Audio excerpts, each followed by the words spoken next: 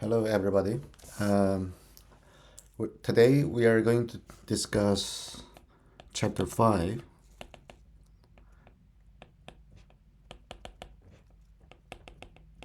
diagonalization.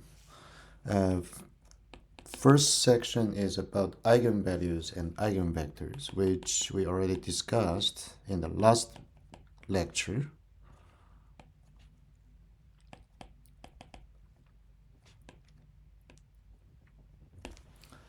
So to start, we first recall the definitions. The first definition is for a linear transformation T, what do we mean by diagonalizable? The definition says if its representative matrix is diagonal matrix for some beta, for some basis beta, then we say T is diagonalizable. Now there's another analogous diagonalizability concept or definition for a matrix. So if there is a square matrix, we say it is diagonalizable if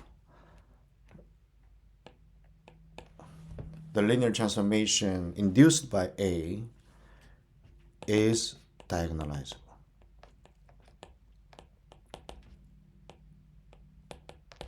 In other words, if LA, its representative matrix, is diagonal under some basis, then A is diagonalizable. Eventually, we can prove that the definition for diagonalizability for a given square matrix A is equivalent to say that A is similar to a diagonal matrix, which was defined in MA 2071. Now, next definition we want to recall is eigenvalue and eigenvector. So if TV equals lambda V for some eigenvector is not allowed to be 0, otherwise it's meaningless. So for some V, then we say V is eigenvector and lambda is eigenvalue, corresponding eigenvalue. They are paired up. Of course, if you change this T, in the definition T, by A, then you get the definition of eigenvalue and eigenvectors for matrix. Maybe I can just copy paste. So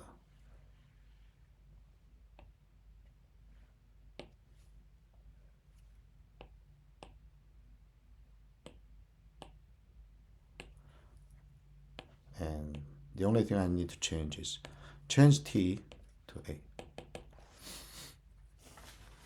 So those are all concepts we have introduced, and we also talked about one 2x2 matrix example. Now let's provide the first theorem, theorem 5.1. So the main focus is given a linear transformation or given a square matrix, is it diagonalizable? When it is diagonalizable, one sufficient condition is given here, or necessary and sufficient condition. So how to identify T is diagonalizable? It says if and only if there exists n many vectors, they put them together as beta, forms a basis such that T, each V1, V2, Vn's are eigenvectors. So if you can find n many eigenvectors, they're independent, then this T is diagonalizable. So the proof is following. So it's just by definition, if T is diagonalizable, so if T is diagonalizable, then by the definition, T beta is diagonal, right? So we can write lambda 1, lambda 2, lambda 3. We can just, for simplicity, we can assume n equals 3, but this can be easily extended to any n. Now we can look at the definition of T beta, the representative matrix, which is just given like this. And then we look at T beta itself, which is basis times its coordinate. Now if I rewrite, maybe I can write another line. So T beta means T v1, v2, v3. And so this is, and this beta is again v1, v2, v3. And this one is replaced by the diagonal matrix. All others are 0. And if you just multiply, then it is just the same thing as TB1, TB2, TB3 equals lambda 1 V1, lambda 2 V2, lambda 3 V3. So we're done. So from one line to the other line, from each line to each logic is two-way traffic. You don't have to prove separately from forward proof and backward proof. You don't have to. We can just equate this from one shot proof. All right, if we translate this theorem 5.1, then we have following. Necessary and sufficient condition for a matrix to be diagonalizable. So if A is given like a matrix is diagonalizable if and only if there exists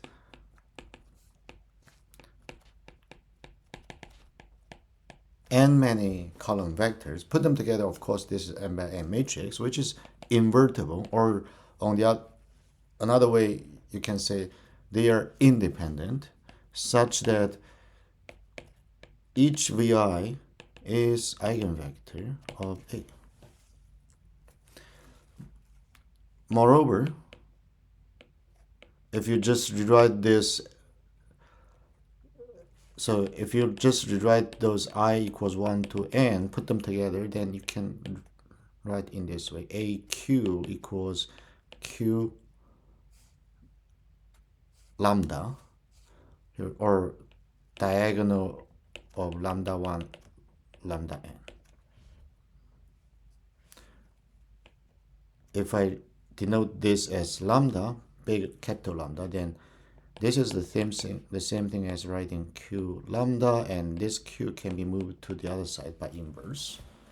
So that means A is similar to a diagonal matrix lambda. And we have some homework problems. Given a matrix A, first identify if this is diagonalizable. If this is diagonalizable, then you are going to find we ask for Q and lambda. So how do you find Q and lambda? Then to do that, you want to find eigenpairs, so that you need to find eigenvalues and eigenvectors, so that n eigenvectors, put them together, they are independent to each other, so that it has inverse, so that is Q. So find n eigenvectors, put them together, which is Q, and lambda is just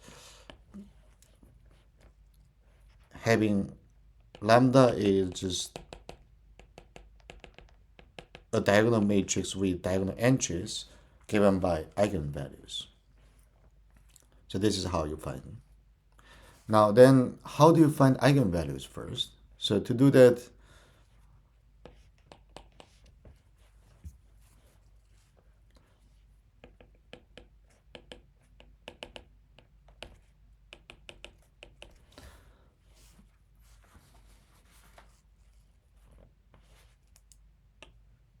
So the next theorem tells you what to do.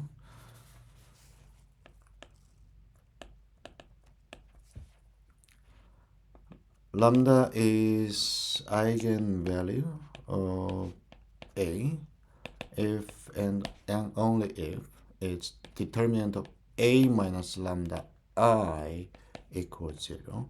And this is very important, and we give a name, so-called characteristic polynomial. Okay, then the proof is a few lines. So if lambda is eigenvalue, then that means there is v which is not 0, such that a times v equals lambda v. Of course, you can rewrite that as a minus, if I move this to the other side, you can take out v equals 0. But this is, strictly speaking, this is not correct, because this is matrix, this is scalar. So what you do is multiply by I. And we know that this is v is not equal 0. That means a minus lambda I has non-zero vector in its null space, so it's not injective. So what it means is it's not invertible, and determinant has to be equal to 0.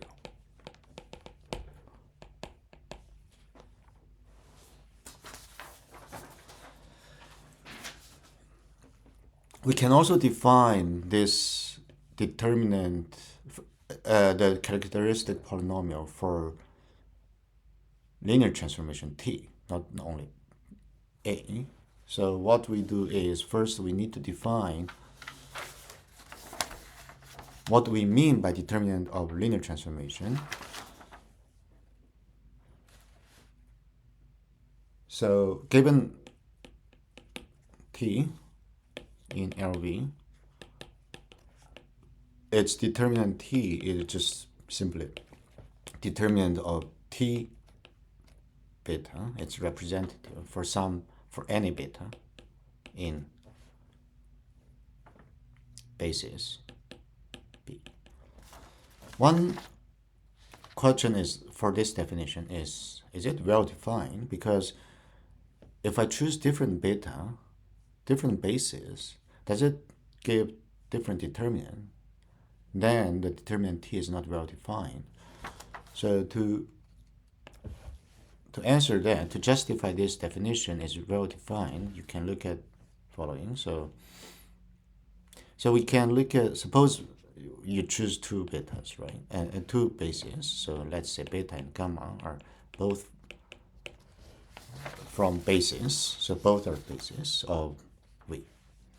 Then we can relate T beta and T gamma because beta means beta beta gamma gamma. So we can write this as IV and I identity matrix. It's representative under gamma beta and gamma beta. Okay.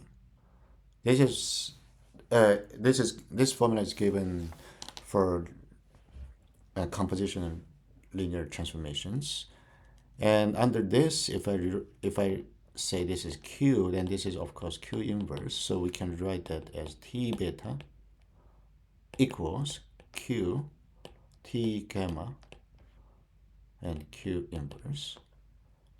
And then determinant of T beta equals determinant of Q, determinant of T gamma, and determinant of Q inverse. And this guy and this guy are reciprocal. In other words, the product is equals 1. So that means these two are the same. So determinant, so two determinant given here and this are the same. So the definition of characteristic polynomial for T is well defined, no matter what beta is. All right, we're going to stop here, and we will move to 5.2 shortly.